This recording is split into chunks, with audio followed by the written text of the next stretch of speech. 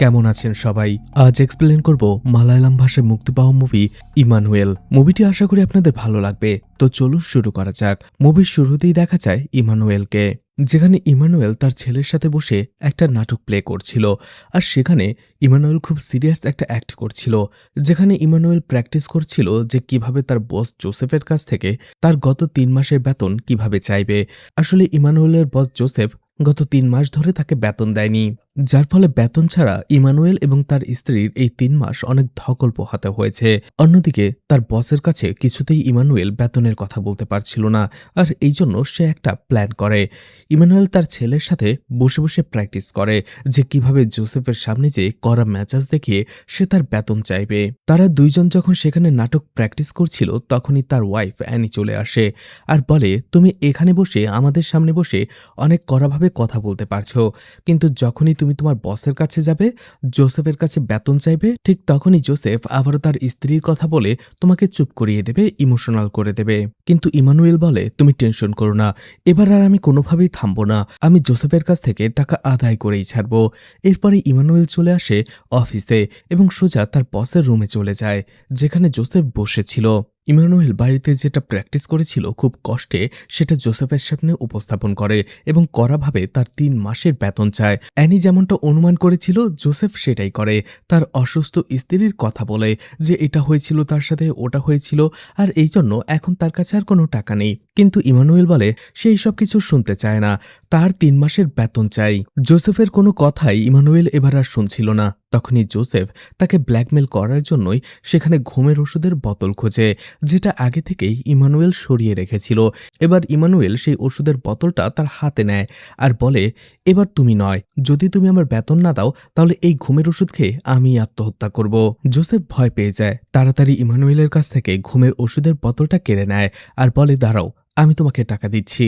এরপরে জোসেফ তার গলা থেকে স্বর্ণের একটি চেন খুলে ইমানুয়েলকে দিয়ে দেয় আর বলে, এটা বিক্রি করলে তোমার হয়তো ৩ মাসের বেতন হয়ে যাবে। কিন্তু ইমানুয়েল বলে, না না, আমি এটা কেন নেব, আমার বেতন দাও, টাকা ছাড়া আমি কোনোভাবেই আর সংসারটা চালাতে পারছি না।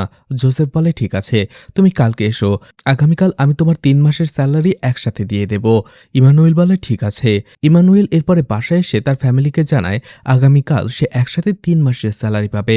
আর এবার কথাটা পাকা, কোনোভাবে আর নড়চড় হবে না। এতে করে তার ফ্যামিলি খুবই খুশি হয়ে যায়। অনেকদিন পরে তারা খুব আনন্দের সাথে খাবার খায়, কারণ অনেকদিন পরে তাদের কষ্টটা হয়তোবা একটু দূর হবে, তাদের ঘরে টাকা আসবে। কিন্তু পরের দিন ইমানুয়েল যখন অফিসে আসে, সে দেখতে পায় তাদের বস জোসেফ পালিয়ে গেছে। ইমানুয়েল তো পুরোপুরি শকড হয়ে যায়, কারণ এই ৩ মাসে সে অনেক বাকি সাকি করে সে তার সংসারটা চালিয়েছে। ছেলের স্কুলের ফিও এখনো বাকি, এখন তার কি হবে, তার সংসার কিভাবে চলবে। একরাশ হতাশা নিয়ে ইমানুয়েল চলে আসে বাড়িতে। বাড়ি ফেরার পরে অ্যানি যখন এই বিষয়টা জানতে পারে, স্বাভাবিকভাবেই অ্যানিও তাকে কথা শোনাতে থাকে। অ্যানি বলে, তুমি তো তোমার বস জোসেফকে গড মনে করো, এবার সেই গডই তোমাকে ফাঁকি দিয়ে পালিয়ে গেছে।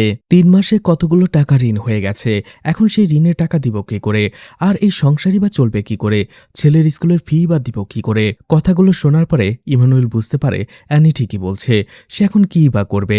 অনেক বেশি হতাশ হয়ে পড়ে ইমানুয়েল। মাথা ভর্তি টেনশন নিয়ে ইমানুয়েল চলে যায় ঘুমাতে। অ্যানি তাকে কথা শোনালেও ইমানুয়েলকে দেখে বুঝতে পারছিল যে তার মাথার মধ্যে এখন কি চলছে। এই জন্য সে তার মাথায় হাত বুলিয়ে দেয় আর শান্ত করে, বলে, টেনশন করো না, আমরা দুইজন ঠিক সামলে নিতে পারবো। অর্থাৎ অ্যানি ইমানুয়েলকে অনেক ভালোবাসতো, জানে এখন তারা যে সিচুয়েশনে রয়েছে সেটা ইমানুয়েল ইচ্ছে করে ক্রিয়েট করেনি, আর এই জন্যই সে তাকে সাহস দেয় আর পাশে দাঁড়ায়। আর এটা থেকেই অ্যানির মধ্যে একজন যোগ্য সহধর্মিণীর পরিচয় পাওয়া যায়। সকালবেলাতে ওঠার পরেই দেখা যায় তার কাছে একটা চিঠি আসে। চিঠিটা পাঠিয়েছিল জোসেফ। ইমানুয়েল চিঠিটা পড়তে শুরু করে। জোসেফ সেখানে লিখেছিল, বন্ধু, আমি খুবই দুঃখিত, আমাকে পালিয়ে যেতে হলো, এছাড়া আমার হাতে আর কোনো পথ খোলা ছিল না, আমার সব টাকা ডুবে গেছে। এই চিঠিটার সাথে আমি 10,000 টাকা পাঠালাম তোমার কাছে, জানি তোমার 3 মাসের স্যালারির তুলনায় এটা অর্ধেকও নয়, কিন্তু এতটুকুই আমি করতে পারলাম, ক্ষমা করে দিও। হয়তো এই টাকাটা দিয়ে তোমার একটু সাহায্য হবে। এছাড়া তোমার নতুন একটা চাকরির জন্য আমি আমার এক বন্ধুর সাথে কথা বলেছি, তার কন্ট্যাক্ট নাম্বার আমি চিঠির পেছনে লিখে দিয়েছি। এখন নিশ্চয়ই বুঝতেই পারছেন কেন ইমানুয়েল আসলে জোসেফের কাছ থেকে টাকা চাইতে পারত না, আর জোসেফ তাকে বারবার নানান অজুহাত দিত। আসলে জোসেফ আর ইমানুয়েল একে অপরের ভালো বন্ধু ছিল। ইমানুয়েলের চিঠিটা পড়ার পরে মনটা খারাপ হয়ে যায়, কিন্তু তারপরও এখন তো তাকে চাকরিটা নিতেই হবে, নাহলে সংসার চালানো যাবে না। আর এই জন্যই চিঠির পেছনে দেওয়া কন্ট্যাক্ট থেকে সেই লোকটার সাথে সে কন্ট্যাক্ট করে এবং দেখা করে। সেই লোকটা জানায় সে সিগমা লাইফ ইন্স্যুরেন্স কোম্পানিতে জব করে। এছাড়া সেই লোকটা জানায় সে সেই কোম্পানির কমিউনিকেশন সেক্টরের ভাইস প্রেসিডেন্ট। আমার জোসেফের সাথে কথা হয়েছে, তোমার জন্য একটা জব অপরচুনিটি রয়েছে, সাথে ভালো স্যালারির একটা প্যাকেজও রয়েছে, কিন্তু এই সুযোগটা তারাই পাবে যাদের বয়স 25 বছরের নিচে, আর এটা একটা সেলসের জব। বয়সের লিমিটটা শুনে ইমানুয়েল আবারও হতাশ হয়ে পড়ে, কারণ তার বয়স তো 25+ হয়ে গেছে। তারপরও সেই লোকটাকে সে রিকোয়েস্ট করে, আমার চাকরিটা খুবই প্রয়োজন, কিছু কি করা যায়? লোকটা বলে, ঠিক আছে, আমি তোমার জন্য একটা ব্যবস্থা করব, কিন্তু চাকরিটা পেতে হলে তোমাকে একটা ইন্টারভিউ ক্র্যাক করতে হবে। যদিও সেলসের বিষয়ে ইমানুয়েলের তেমন কোনো ধারণা ছিল না, তারপরেও সে রাজি হয়ে যায়। বাসায় আসার পরে খুশির খবরটা সে তার পরিবারকে দেয় আর বলে যে করেই হোক ইন্টারভিউটা সে পাশ করবে, আর এতে করলেই তার চাকরিটাও হয়ে যাবে। পরিবারের সবাই খুশি হয়। ইমানুয়েল বাসা থেকে খুব সুন্দর করে পরিপাটি পোশাক পরে চলে আসে অফিসে এবং ইন্টারভিউ বোর্ডের সামনে বসে, এবং সেখানে তাকে বেশ কিছু প্রশ্ন করা হয়, কিন্তু দেখা যায় ইমানুয়েল একটা প্রশ্নেরও উত্তর দিতে পারে না। যেমনটা বলেছিলাম, ইমানুয়েলের সেলসের বিষয়ে তেমন কোনো এক্সপিরিয়েন্স নেই, যার ফলে প্রশ্নগুলো সে ভুলভাল উত্তর করে। তার মধ্যে আবার ইমানুয়েলের মোবাইলে তখন কল আসছিল, এই জন্য ইমানুয়েল সাথে সাথে মোবাইলটা বের করে কলটা কেটে দেয়, আর এই মোবাইলে কল আসার জন্য ইন্টারভিউ বোর্ডের কাছে ক্ষমা চায়। ঠিক ওই সময়টাতে ইন্টারভিউ বোর্ডের একজন মেম্বার জীবনরাজ, সে ইমানুয়েলকে জিজ্ঞেস করে, তোমাকে তো আমরা সেলসের জন্য রেখেছি, তো তোমার সেলসের কেমন এক্সপিরিয়েন্স রয়েছে আমরা সেটাই জানতে চাই। তোমার মোবাইলের যে পুরাতন কাভারটা রয়েছে সেটা কি তুমি আমার কাছে বিক্রি করতে পারবে?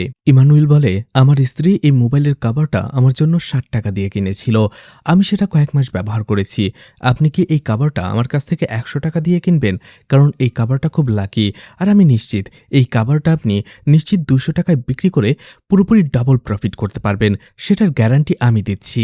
জীবনরাজ সাথে সাথে তার পকেট থেকে 100 টাকা বের করে ইমানুয়েলকে দেয়, আর কাভারটা নিয়ে বলে, ঠিক আছে, এবার এই কাভারটাকে তুমি 200 টাকায় বিক্রি করে দেখাও। ইমানুয়েল একটু হেসে বলে, এমন ছিঁড়েফাটা কাভার কেউ 200 টাকা দিয়ে কেন নেবে?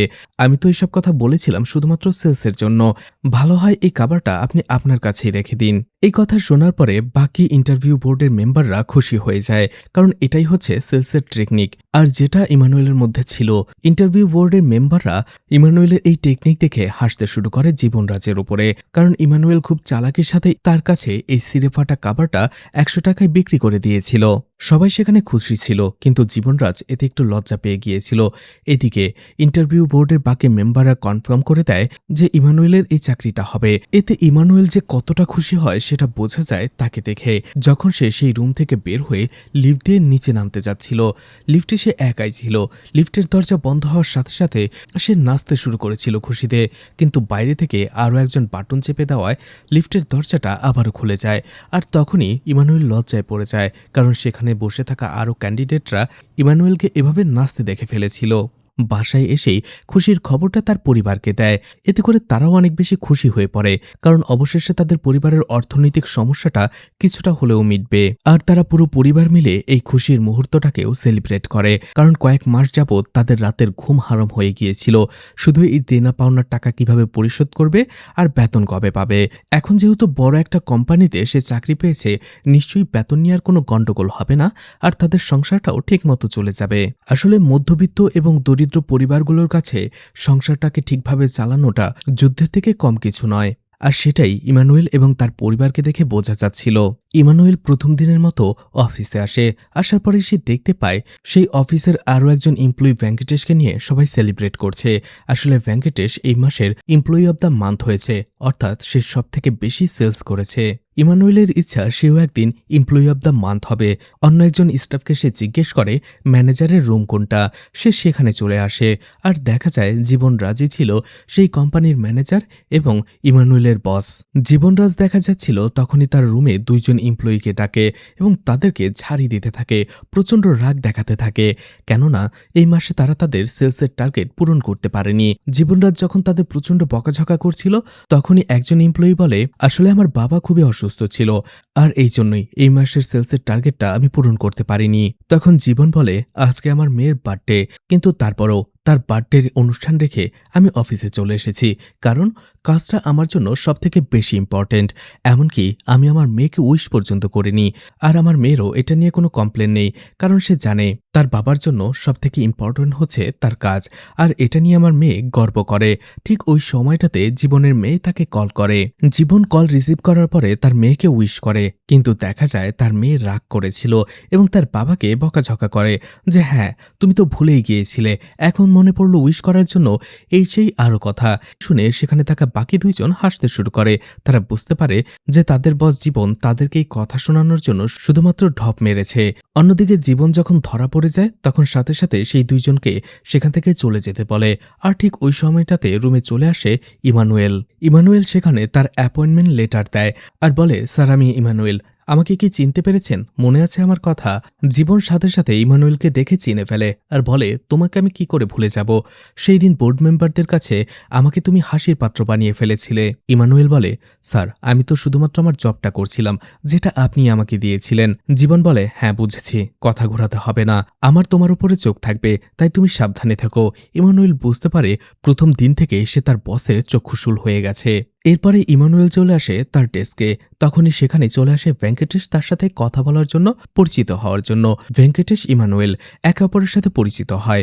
এরপরে ভেঙ্কটেশ তাকে বলে, তুমি কাজ করে যাও ভালোভাবে, যদি তোমার কোনো কিছু প্রয়োজন হয় তুমি শুধু আমাকে বলবে, টেনশন করার কিছু নেই। তারা যখন সেখানে গল্প করছিল ঠিক তখনই কোম্পানির অ্যাকাউন্টেন্ট গোপীনাথ এবং পিয়ন সুক্কু সেখানে চলে আসে। তারাও সেখানে ইমানুয়েলের সাথে পরিচিত হয় এবং গল্পগুজব করতে থাকে। দেখা যায় কয়েকদিন যেতেই সেই কোম্পানির প্রত্যেকটা এমপ্লয়ি এবং স্টাফদের সাথে ইমানুয়েলের একটা ভালো সম্পর্ক হয়ে যায়। আর ইমানুয়েলও তার কাজে খুব মনোযোগী থাকে, মন দিয়ে কাজটা করার চেষ্টা করে। এরপরেই দেখা যায় ম্যানেজার জীবন সব এমপ্লয়িদের নিয়ে একটি মিটিং ডাকে। জীবন তখন সবার উদ্দেশ্যে বলে, আমরা এই কোম্পানির এমপ্লয়ি, আমরা এই কোম্পানিতে জব করি, আর এই জন্য আমরা টাকা পাই, সেটা দিয়েই আমাদের সংসার চলে। তো এই কোম্পানির কাছে আমাদের কৃতজ্ঞ থাকা উচিত, তাই আমাদেরও উচিত এই কোম্পানির জন্য কিছু একটা করা। আর দেখা যায় জীবনের এই কথার সাথে সবাই একমত হয়। জীবন বলে, আপনারা সবাই জানেন আমাদের এই সিগমান লাইফ ইন্স্যুরেন্স কোম্পানি একটা টপ কোম্পানি, যেটা এই বছরে 600 কোটি টাকা প্রফিট করেছে। আর কোম্পানি নেক্সট বছরের প্রফিটের মার্জিনটা রেখেছে 800 কোটি টাকা। আর এটাই আমাদের টার্গেট। আর এই জন্য আমাদের আরও একটু বেশি পরিশ্রম করতে হবে, এতটুকুই। এছাড়া এই প্রফিটটা অ্যাচিভ করার জন্য আমাদের আরও একটা সহজ পদ্ধতি রয়েছে, সেটা হচ্ছে আমাদের যে ক্লায়েন্ট রয়েছে তাদের ইন্স্যুরেন্সগুলো ডিক্লাইন করে, অর্থাৎ না দিয়ে। সোজা কথা, ক্লায়েন্ট যদি আমাদের কোম্পানি থেকে একটা টাকাও প্রফিট করে সেটা আমাদের কোম্পানির জন্য লস। এই জন্য আমরা চেষ্টা করব যত বেশি সম্ভব ক্লায়েন্টের ক্লেম ইন্স্যুরেন্স ডিক্লাইন করে দিতে। জীবনের কথার সাথে আবারও সবাই সায় দেয়, কিন্তু একমাত্র ইমানুয়েলে বলে, যখন ইন্টারভিউ বোর্ডে আমাকে প্রশ্ন করা হয়েছিল তখন আপনাদের কাছে থেকে আমি জানতে পেরেছিলাম কাস্টমার হচ্ছে আমাদের জন্য সবথেকে গুরুত্বপূর্ণ বিষয়, কিন্তু আজকে আপনিই বলছেন সেই কাস্টমারদের ক্লেমকে ডিক্লাইন করে দেবে। এটা কি করে হবে? আর এভাবে চললেই বা কিভাবে হবে? জীবন অনেক রাগ করে, কিন্তু সেটা সে প্রকাশ করে না। মনে মনে ভাবে জীবন একজন ম্যানেজার আর সে নতুন জয়েন করা একজন এমপ্লয়ি, আর সে তার উপরেই প্রশ্ন তুলছে। যদিও জীবনের কাছে ইমানুয়েলের প্রশ্নের কোনো সঠিক উত্তর ছিল না, আর এই জন্য উত্তর না দিয়ে সে টপিকটাই চেঞ্জ করে দেয়। মিটিং শেষ হওয়ার পরে ইমানুয়েল আর ভেঙ্কটেশ একসাথে বের হয়। ভেঙ্কটেশ ইমানুয়েলকে বলে, বসের মুখের উপরে কথা বলতে তোমাকে কে বলেছিল? বস এখন তোমাকে সবসময় চোখে চোখে রাখবে আর তোমার দোষ খোঁজার চেষ্টা করবে, চাকরিটা খাওয়ার চেষ্টা করবে। তখনই ইমানুয়েল বলে, সেটা যাই হোক, কিন্তু প্রফিট করার জন্য আমি আমার পার্সোনালিটি বদলাতে পারবো না। এছাড়া কাস্টমারের লস মানে এই কোম্পানিরই লস, কোম্পানির রেপুটেশনের লস। আর কোম্পানির রেপুটেশনই হচ্ছে সেই কোম্পানির সবথেকে বড় অ্যাসেট। এটা আমাদের বস কেন বুঝতে চাইছে না? এই কথা শোনার পরে ভেঙ্কটেশ বাইরের দিকে হাত দিয়ে ইশারা করে। ভেঙ্কটেশ বলে, এই মহিলার নাম হচ্ছে খাদিজুমা। সে এই কোম্পানিরই একজন কাস্টমার। তার হাজবেন্ড মারা যাওয়ার পরে সেই ইন্স্যুরেন্সটা ক্লেম করার জন্য এই খাদিজুমা 3 মাস ধরে এই কোম্পানিতে ঘোরাফেরা করছে, কিন্তু কোম্পানি তার ক্লেমকে রিজেক্ট করে দিয়েছে। তাহলে বুঝতে পারছো তো এই কোম্পানি আসলে কিভাবে প্রফিটটা করছে? এভাবেই চলবে। ইমানুয়েল বলে, তোমরা এসব কি করছো? বেশি প্রফিটের আশায় কাস্টমারদের এভাবে ঠকালে কাস্টমারদের আশা ভরসা সব উঠে যাবে, যার ফলে ধীরে ধীরে কোম্পানি কাস্টমার হারাবে। ভেঙ্কটেশ বলে, কোম্পানির এটাই পলিসি। তারা কিছু কাস্টমারের লিস্ট করে এবং তাদের খুঁটিনাটি দোষ খুঁজে বের করে, আর সেই দোষগুলো দেখেই তারা ক্লেমটাকে রিজেক্ট করে দেয়। সেই লিস্টের মধ্যেই নাম ছিল এই খাদিজুমার। এখন তুমি বলো, তুমি কি এই মেয়েটাকে ক্লেম পাইয়ে দিতে পারবে না, কারণ এটা আমাদের কাজ নয়, এটা খুবই পাওয়ারফুল একটা সিস্টেম, তাই তুমি আমি মিলে কিছুই করতে পারবো না। আমাদের চাকরি করা দরকার, বস আমাদের যেভাবে বলবে আমরা সেটাই করব, এটাই হচ্ছে ইম্পর্টেন্ট বিষয়। ইমানুয়েলের এসব কথা শোনার পরে খুবই খারাপ লাগে, রাগও হয়, কিন্তু তারও তো কিছু করার ছিল না, কারণ চাকরিটা তো তারও লাগবে, এই জন্য সে আর কিছুই বলে না। এদিকে দেখা যায় খাদিজুমা এবং তার মেয়ে চলে আসে জীবনের কাছে তাদের ক্লেমটা কেন রিজেক্ট করা হয়েছে সেটা জানার জন্য। জীবন বলে, কোম্পানি আপনাদের ক্লেমটা রিজেক্ট করেছে কারণ আপনাদের তথ্যে ভুল রয়েছে। খাদিজুমার হাজবেন্ড নমিনি হিসেবে নাম দিয়েছে খাদিজুমার, যেখানে তার নাম ছিল খাজি সি, আর এখানে আমরা তার নাম দেখতে পাচ্ছি খাজি জে, অর্থাৎ খাজি জুমান। তাহলে আমরা কিভাবে তার ক্লেমটা পাশ করাবো? তখন মেয়েটি বলে, আমার মাই হচ্ছে খাজি সি, আসলে আমার বাবা বেশি পড়াশোনা জানতো না, আর এই জন্যই এই ইনফরমেশনের একটা ছোট্ট ভুল হয়ে গেছে। খাজি জুমান এবং তার মেয়ে অনেক রিকোয়েস্ট করে, জীবনকে বোঝানোর চেষ্টা করে, অনেক বিনতিও করে, কিন্তু জীবন তো আগে থেকেই ডিসাইড করে নিয়েছিল সে তাদের ক্লেম দেবে না, আর সেভাবেই সে চুপচাপ বসে থাকে এবং তার কথায় অনড় থাকে। অবশেষে খাজি জুমান সেখানে কাঁদতে কাঁদতে চলে যায় তার মেয়েকে নিয়ে। এটা ইমানুয়েল দেখে, কিন্তু তার হাত বাঁধা ছিল। এরপরে ইমানুয়েল তার কাজ করতে থাকে। এরপরেই জাবির নামের একজন ক্লায়েন্টকে কল করে ইন্স্যুরেন্সের জন্য অ্যাপয়েন্টমেন্ট নিতে থাকে। এরপরে ইমানুয়েল চলে যায় সেই জাবেরের বাড়িতে। সেখানে যে ইন্স্যুরেন্সের ব্যাপারে সে বলতে থাকে বিস্তারিত, কিন্তু জাবেরকে দেখা যায় সে তার কাজ এবং ফ্যামিলিকে নিয়ে বলছিল। ইমানুয়েলের কথাগুলো একটু অস্বাভাবিক লাগে, কারণ জাবের অপ্রাসঙ্গিক কথা বেশি বলছিল। এরপরে কথা বলতে বলতে জাবের একটা সময় তাকে বলে সে খুব খুশি হয়েছে ইমানুয়েল তার সাথে দেখা করতে এসেছে, কারণ হচ্ছে জাবেরের একটা রোগ রয়েছে, পার্সোনালিটি ডিসঅর্ডার, আর এই জন্যই তার ফ্যামিলি ভয়ে কখনোই তার কাছে আসে না, শুধু তার কাজের লোক ছাড়া। কিন্তু ইমানুয়েল এসেছে, জাবের অসুস্থ, এটা শোনার পরপরই ইমানুয়েল একটু ভয় পেয়ে যায়, আর এরপরেই সে সেখান থেকে বাহানা করে চলে আসার চেষ্টা করে, কিন্তু জাবের তাকে আটকে ধরে। যখনই ইমানুয়েল একটু জোর করে, জাবের তার গলা চেপে ধরে। ইমানুয়েল ভয় পেয়ে যায়, আর এরপরেই অনেক কষ্টে সে সেখান থেকে পালিয়ে চলে আসে। এভাবেই কিছুদিন কেটে যায়। দেখা যায় ইমানুয়েল তার চাকরিতে প্রোগ্রেস করছিল, অন্যদিকে তার সংসার লাইফেও সে খুব ভালো ছিল, কারণ ইমানুয়েলের জব হয়েছে, ভালো স্যালারি পাচ্ছে, আর এতে করে সংসারের সুখ ফিরে এসেছে। ইমানুয়েলের জীবনে এখন সবকিছু ব্যালেন্সড হয়ে গেছে। এরই কয়েকদিন পরে ইমানুয়েলের কাছে ভেঙ্কটেশ আসে আর বলে, আমরা কয়েকজন মিলে বারে যাব, একটু আনন্দ উল্লাস করব, তুমি কি যাবে? তখন ইমানুয়েলও রাজি হয়ে যায় এবং তারা বারে যায় আর একসাথে বসে গল্পগুজব করার পাশাপাশি ড্রিঙ্কস করতে শুরু করে। তখনই হঠাৎ করে ইমানুয়েল সেই বারের ভেতরে মিস্টার জাবেরকে তার কাজের লোকের সাথে দেখতে পায়, যে সেখানে ড্রিঙ্কস করছিল। ইমানুয়েল একজন ওয়েটারকে জিজ্ঞেস করে, ওইটা মিস্টার জাবেরই তো, তাই না? ওয়েটার বলে, হ্যাঁ। তখনই ওয়েটারের কাছ থেকে ইমানুয়েল আরও জানতে পারে জাবেরের আসলে কোনো রোগই নেই। সে যে বলেছিল যে তার পার্সোনালিটি ডিসঅর্ডারের রোগ রয়েছে, সেটা আসলে মিথ্যে, সেটা নাটক করছে সে। ইমানুয়েল অবাক হয়ে যায় আর বলে, কেন? ওয়েটার বলে, আসলে এই মিস্টার জাবেরের একজন ছেলে রয়েছে, আর সেই ছেলেটা একেবারেই কুলাঙ্গার। মিস্টার জাবেরকে ধোঁকা দিয়ে তার সমস্ত প্রপার্টি সে লিখে নিয়েছে, আর এতে করে মিস্টার জাবের ব্যাংক্রাফট হয়ে গেছে। এরপরে মিস্টার জাবের তার ছেলের উপরেই তার প্রপার্টি ফিরিয়ে আনার জন্য কেস করে দেয়, আর মিস্টার জাবেরের লয়ারই বলেছে এই কেসটা জেতার জন্য মিস্টার জাবেরকে পার্সোনালিটি ডিসঅর্ডারের রোগের বাহানা করতে। এছাড়া মিস্টার জাবের এখানে প্রতিদিন আসে, আমাদের রেগুলার কাস্টমার। এছাড়া প্রতিদিনই সে কারো না কারো কাছ থেকে 2 প্যাক মদ খাওয়ার চেষ্টা করে। ইমানুয়েল এটা শোনার পরে মিস্টার জাবেরের কাছে চলে যায়। মিস্টার জাবের তাকে দেখার পরে একটু অবাক হয়। ইমানুয়েল সরাসরি তাকে বলে, আপনি আমাকে ভালোই বোকা বানিয়েছেন। জাবের বলে, আমার লয়ার আমাকে বলেছে এমন অভিনয় করতে, তুমি প্লিজ এটা নিয়ে মাইন্ড করো না। ইমানুয়েল বলে, ঠিক আছে, আমি এসব কিছু মনে রাখি না, এক কাজ করো, তুমি তোমার মদ খাও, এনজয় করো, আর তুমি কেসটা এমনিতেই তোমার ছেলের সাথে জিতে যাবে। এতে করে জাবের একটু ইমোশনাল হয়ে পড়ে।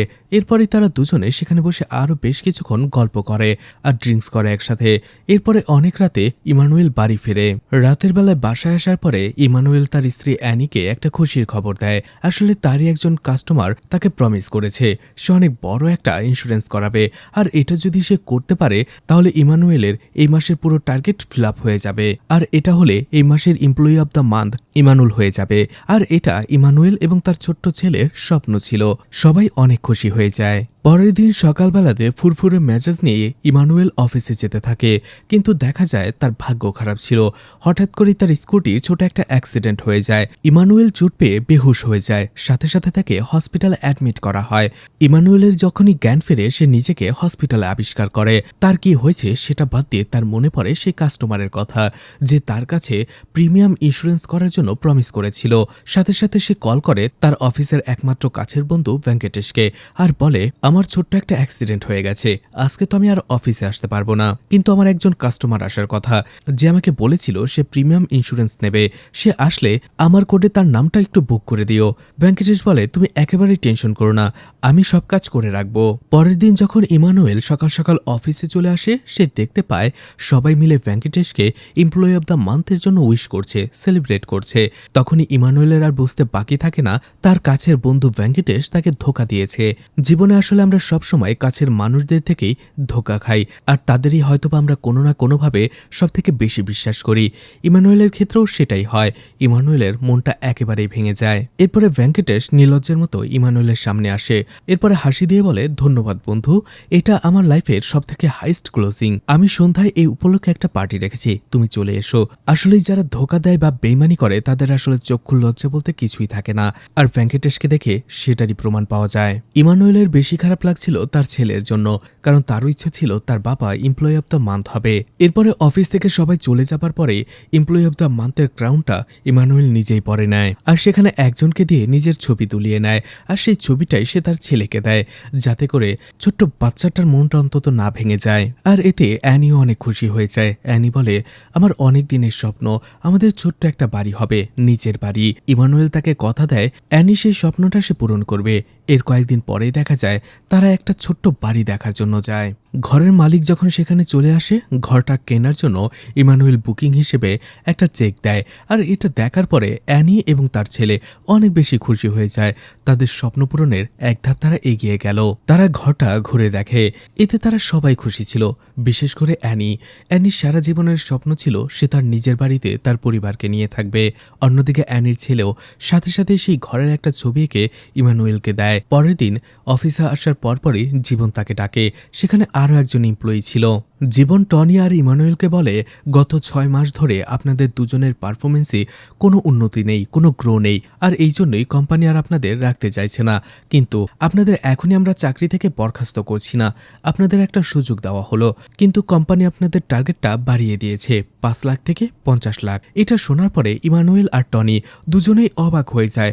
5 লাখ টার্গেট পূরণ করতেই তাদের হিমশিম খেতে হয়। সেই জায়গায় 1 মাসে 50 লাখ টাকার ইন্স্যুরেন্স তারা কোথা থেকে করাবে? জীবন বলে, সেটা তাদের দেখার বিষয় নয়। এই কোম্পানিতে চাকরি করতে হলে আগামী 1 মাসের মধ্যে যে করেই হোক 50 লাখ টাকার টার্গেট পূরণ করতে হবে। এটা শোনার পরে টনি প্রচণ্ড রেগে যায়। জীবনকে উল্টোপাল্টা অপমান করে তখনই চাকরি ছেড়ে সেখান থেকে চলে যায়। এতে জীবন অবাক হয়ে যায়। এরপরে ইমানুয়েল নরম সুরে জীবনকে জিজ্ঞেস করে, স্যার, আমার হোম লোনের কি হবে? তখন জীবন টনির রাগটা ইমানুয়েলের উপরে ঝাড়ে আর বলে, যাও আগে 50 লাখ টাকার প্রিমিয়াম করে আসো, তারপরে তোমার হোম লোন পাস হয়ে যাবে। হতাশ হয়ে ইমানুয়েল তার ডেস্কে ফিরে আসে। এখন কি করবে? এত টাকার প্রিমিয়াম সে কিভাবে করাবে? ঠিক তখনই তার ছেলের সেই ড্রয়িংটা তার চোখে পড়ে, আর সেটা দেখে সে আবারও একটু সাহস পায়, আবারও নতুন উদ্যমে কাজ শুরু করে দেয়। একটু পরেই টনি তার সব জিনিসপত্র প্যাক করে যাবার আগে ইমানুয়েলের সাথে দেখা করতে আসে। টনি ইমানুয়েলকে বলে, তুমি এখন এখানে থেকে সময় নষ্ট কেন করছো? 1 মাসে 50 লাখ টাকার প্রিমিয়াম আনা কোনোভাবেই সম্ভব নয়। ইমানুয়েল বলে, সেটা আমিও জানি, কিন্তু আমাকে শেষ চেষ্টাটা করতেই হবে। তখনই দেখা যায় সেই কোম্পানির HR টিম সেখানে চলে আসে।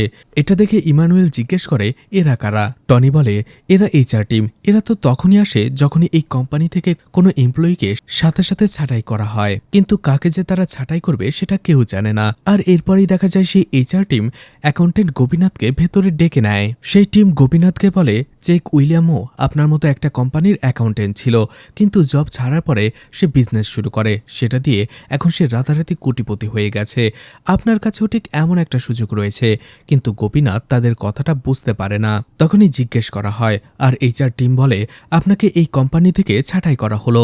কথাটা শোনার পরে যেন গোপীনাথের মাথায় আকাশ ভেঙে পড়ে। সে পুরোপুরি শকড হয়ে যায় আর রেগে গিয়ে বলে, এই কোম্পানিতে আমি আমার পুরোটা জীবন শেষ করে দিয়েছি, আর এখন হুট করে এইভাবে আমাকে ছাঁটাই করে দিলেই হলো। আমি জীবন স্যারের সাথে কথা বলবো। জীবনও একই অজুহাত দেয় এবং গোপীনাথকে বলে তাকে চাকরি থেকে ছাঁটাই করা হয়েছে। এইসব কথা শোনার পরে গোপীনাথের মনটা ভেঙে টুকরো টুকরো হয়ে যায়। যে কোম্পানিটাকে সে সারা জীবন ভালোবেসে আগলে রেখেছে, সারাটা জীবন দিয়েছে, সেই কোম্পানিটাই আজকে তাকে এত বড় ধোঁকা দিল। অবশেষে গোপীনাথ সেখান থেকে চলে যায়। ইমানুয়েলের সবকিছু দেখে তার মনটাও খারাপ হয়ে যায়। ভাবতে থাকে এইসব কোম্পানিতে জব করে এইসব কোম্পানিকে আপন ভেবে জব করাটা আসলেই বোকামি। দিন শেষে ধোঁকায় পেতে হয়। এই কোম্পানি আসলে তাদেরকে শুধুমাত্র ব্যবহার করে, ব্যবহার শেষে ময়লার মতো ডাস্টবিনে ছুঁড়ে ফেলে দেয়। পরের দিন দেখা যায় সেই ইন্স্যুরেন্স কোম্পানিতে জেনিফার তার ছেলেকে নিয়ে আসে, আর সে ইমানুয়েলের কলিগ সারিতার সাথে কথা বলে। বাচ্চা ছেলেটাকে সারিতা একটা বল দেয় খেলার জন্য। এদিকে জেনিফার নিজের সব ডকুমেন্টস সারিতাকে দেয় এবং তার ক্লেমটা পাশ করিয়ে দিতে বলে। বাচ্চাটা খেলার জন্য একটু দূরে সরে যেতেই সারিতা তাকে জিজ্ঞেস করে, আপনি ক্লেম কেন করতে চাচ্ছেন? তখন জেনিফার বলে, আমার হাজবেন্ড আমাকে ছেড়ে চলে গেছে, এখন সে অন্য একটি মেয়ের সাথে থাকতে শুরু করেছে। অন্যদিকে আমার ক্যান্সার ধরা পড়েছে। আমার যদি কিছু হয়ে যায় তাহলে আমার ছেলেটার কি হবে? এই জন্য আমি এই ক্লেমটা নিতে চাচ্ছি, যাতে করে সেই টাকাটা দিয়ে আমি আমার চিকিৎসা করাতে পারি আর আমার ছেলের জন্য কিছু একটা করে যেতে পারি। কথাগুলো শুনে সারিতার মনটা খারাপ হয়ে যায়। এরপরে সে জেনিফারের ডকুমেন্টসগুলো দেখে আর বলে, আপনার ডকুমেন্টসগুলো পূরণ হয়নি, আরও কিছু বাকি আছে। সবগুলো পূরণ করে আপনি 2 দিনের মধ্যে জমা দিন, তারপরেই আপনার ক্লেম পাস হয়ে যাবে। জেনিফারও রাজি হয়ে যায়। যাবার সময় জেনিফার দেখতে পায় তার ছেলেটা তার কাছে নেই। আশেপাশে খুঁজতেই দেখা যায় সেই ছেলেটা ইমানুয়েলের সাথে খেলছে। জেনিফার তার ছেলেকে নিয়ে সেখান থেকে চলে যায়। তখনই সারিতা ইমানুয়েলকে বলে, মেয়েটির ক্যান্সার, তার হাজবেন্ড তাকে ছেড়ে চলে গেছে। ক্লেমটা যদি সে না পায় তাহলে তার কি হবে কে জানে, এছাড়া বাচ্চাটিরই বা কি হবে। কোম্পানি যদি লাভের আশায় জেনিফার ক্লেমটা রিজেক্ট করে দেয় তাহলে মেয়েটি একেবারে শেষ হয়ে যাবে। কথাটা শোনার পরে ইমানুয়েলের অনেক বেশি খারাপ লাগে, কিন্তু তার কিছুই করার ছিল না। এই জন্য আবারও সে যে কাজে লেগে পড়ে। আর এরপরেই স্যান্ডি উইলসন নামের একজন মহিলাকে কল করে আর ইন্স্যুরেন্সের জন্য অ্যাপয়েন্টমেন্ট নেয়, আর সাথে সাথে বের হয়ে পড়ে তার সাথে দেখা করার জন্য। কিন্তু ইমানুয়েল দেখতে পায় সেই মহিলা অনেক বেশি ব্যস্ত, একেবারে দৌড়ের উপরে রয়েছে যেন। মহিলাটি ইমানুয়েলকে বলে, আজকে তো তার সাথে কথা হবে না, ইমানুয়েল যেন কালকে আসে। ইমানুয়েল আবারও হতাশ হয়ে পড়ে আর হতাশা নিয়েই বাড়ি ফেরে। ঠিক তখনই সে দেখতে পায় তার বন্ধু জোসেফ বাড়িতে এসেছে। এটা দেখে সে অনেক খুশি হয়ে যায়। সেখানে খাবার দাবার খেয়ে কথা বলে জোসেফ বাড়ি ফেরার জন্য রওনা হয়ে যায়, কিন্তু ইমানুয়েলও তার সাথে এগিয়ে আসে তাকে রাস্তায় ছেড়ে দেবার জন্য। তখনই ইমানুয়েল নিজের কষ্টের কথা বলে, অফিসের পলিটিক্সের কথা বলে এবং তার চাকরিটা যে আর থাকবে না সেটাও বলে। জোসেফ বলে, টেনশন করো না, তুমি তোমার মতো কাজ চালিয়ে যাও, আশা করি তুমি পারবে। ইমানুয়েলের যে বাকি স্যালারিটা ছিল জোসেফ সেটা দিয়ে সেখান থেকে চলে যায়। পরের দিন দেখা যায় ইমানুয়েল অনেক কষ্টে পথঘাট পেরিয়ে অবশেষে আবারও স্যান্ডির সাথে দেখা করে। স্যান্ডি তার ম্যানেজারের সাথে ইমানুয়েলের আলাপ করিয়ে দেয় আর ইন্স্যুরেন্সের ব্যাপারে তার সাথেই কথা বলতে বলে। ম্যানেজার বলে, তাদের এখানে 400 ওয়ার্কার রয়েছে আর তারা সবার ইন্স্যুরেন্স করাতে চায়। 400 ওয়ার্কারের ইন্স্যুরেন্স কত হবে? ইমানুয়েল বলে, সেটার পরিমাণ দাঁড়াবে 8 লাখ টাকায়। আমি 400 ফর্মের ব্যবস্থা করছি, আপনি ফর্মগুলো একটু পূরণ করে নিয়েন। ম্যানেজার বলে, ঠিক আছে, সেই 10টা ফর্মই আমাকে দাও এবং 10 জন এমপ্লয়ির ইন্স্যুরেন্স করে দাও। আসলে এখানে চেক করার জন্য কেউ আসবে, তাকে এই 10 জনের ফর্ম দেখালেই হয়ে যাবে। অন্যদিকে এর পেছনে ঘোরাঘুরি করার জন্য স্যান্ডি ম্যামের একেবারেই সময় নেই। এছাড়া লেবারদের পেছনে এত টাকা কেই বা খরচ করে। ইমানুয়েল বুঝতে পারে এরা আসলে লোক দেখানোর জন্য এগুলো করছে, ওয়ার্কারদের জন্য তাদের কোনো টেনশনই নেই। এই জন্য রেগে গিয়ে সে সেখান থেকে কোনো রকম ইন্স্যুরেন্স না করেই চলে আসে, কারণ ইমানুয়েল তার পার্সোনালিটি কখনো বদলায়নি। এভাবেই সপ্তাহখানিক কেটে যায়। সেই জেনিফার আবারও সারিতার কাছে আসে, কারণ তার ক্লেম সে এখনো পাচ্ছিল না।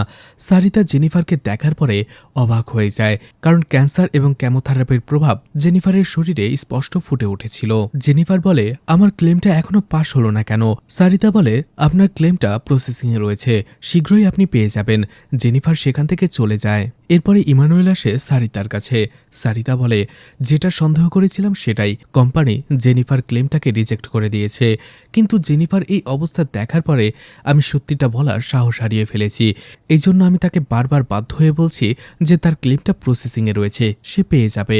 কারণ জেনিফার যদি এটা জানতে পারে, সে এই সময়টাতে আরও ভেঙে পড়বে, তার অবস্থা আরও খারাপ হয়ে যাবে। ইমানুয়েল জিজ্ঞেস করে জেনিফারের ক্লেমটা কি দেখিয়ে কোম্পানি রিজেক্ট করছে। সারিতা বলে, জেনিফার যে ডক্টরের কাছ থেকে ট্রিটমেন্ট নিচ্ছে সেই ডক্টর একটা সার্টিফিকেট দিয়েছিল, কিন্তু আমাদের কোম্পানি সেই ডক্টরের সাথে যোগাযোগ করে এবং তাকে টাকা অফার করে। সেই টাকা নিয়ে ডক্টর সেই রিপোর্টটা বদলে দেয়, যার ফলে কোম্পানির কাছে এখন একটা প্রুফ রয়েছে, সেটার ভিত্তিতেই তারা জেনিফার ক্লেমটা ডিক্লাইন করে দিয়েছে। ইমানুয়েলের রাগটা বেড়ে যায়, সে চলে যায় সেই ডক্টরের কাছে এবং তাকে হুমকি দিতে শুরু করে। ইমানুয়েল ডক্টরকে বলে, আপনি যদি ঠিক রিপোর্টটা না দেন তাহলে আমি জেনিফারকে অন্য ডক্টর দেখাবো, সেই ডক্টরের রিপোর্ট নেব, এরপরে আমি সেটা কোর্টে পেশ করব। এছাড়া টাকা নিয়ে যে আপনি মিথ্যা রিপোর্ট বানান সেটাও বলবো, আর এমন এমন কেস দেব আপনার ডক্টরের লাইসেন্স বাদ হয়ে যাবে। ডক্টর তখন ভয় পেয়ে যায় আর বলে, আমি ঠিকঠাক করে দিচ্ছি। এরপরে জেনিফার মেডিকেল আসল রিপোর্টটা দিয়ে সেই ফাইলটা সে প্রসেস করে দেয়। পরের দিন জীবন যখন এটা জানতে পারে সে প্রচণ্ড রেগে যায়, তার মাথায় রক্ত উঠে যায়। সে ইমানুয়েলের কাছে আসে আর অফিসের সবার সামনেই তার গলা চেপে ধরে, তাকে মেরে ফেলার হুমকি দেয়। কিন্তু ইমানুয়েল হাসে, কারণ সে যে কাজটা করেছে তার কাজটা হয়ে গেছে, জেনিফারের ক্লেমটা পাশ হয়ে গেছে। তাই জীবন এখন যাই করুক না কেন তাতে তার কিছু যায় আসে না। পরের দিন দেখা যায় জীবনের কাছে অনেক ধনী একজন ব্যবসায়ী আসে, যে 2 থেকে 3 কোটি টাকার ইনভেস্টমেন্টে ইন্স্যুরেন্স করতে চায়। এটা শুনে জীবন অনেক খুশি হয়ে যায়, কারণ এতে কোম্পানির অনেক বেশি প্রফিট হবে আর তারও একটা ভালো ইমেজ হবে কোম্পানিতে। ঠিক তখনই সেই খুলি জমান সেখানে চলে আসে, যার ক্লেম এখনো এই কোম্পানি পাশ করেনি। জীবন তাকে দেখার পরেই সাথে সাথে পিয়নকে বলে তাকে এখান থেকে বের করে দেবার জন্য, কিন্তু তখনই সেই বিজনেসম্যান বৃদ্ধ মহিলাকে ডেকে জিজ্ঞেস করে কি হয়েছে। বৃদ্ধ মহিলা বলে, আমার সব ডকুমেন্ট ঠিকঠাক থাকার পরেও এর আমার ক্লেমটাই পাস করছে না, আমি দিনের পর দিন এখানে ঘুরে বেড়াচ্ছি। এটা শোনার পর সেই বিজনেসম্যান রেগে যায়, আপনার কোম্পানি ক্লায়েন্টদের এইভাবে ট্রিট করে, কালকে আমি ইনভেস্ট করার পরে আপনারাও যদি আমাকে একইভাবে ধোকা দেন। এতে জীবন ভয় পেয়ে যায়, এই বৃদ্ধ মহিলার জন্য যদি এই বিজনেসম্যান এখান থেকে ইন্স্যুরেন্স না করে চলে যায় তাহলে অনেক বড় একটা লস হয়ে যাবে।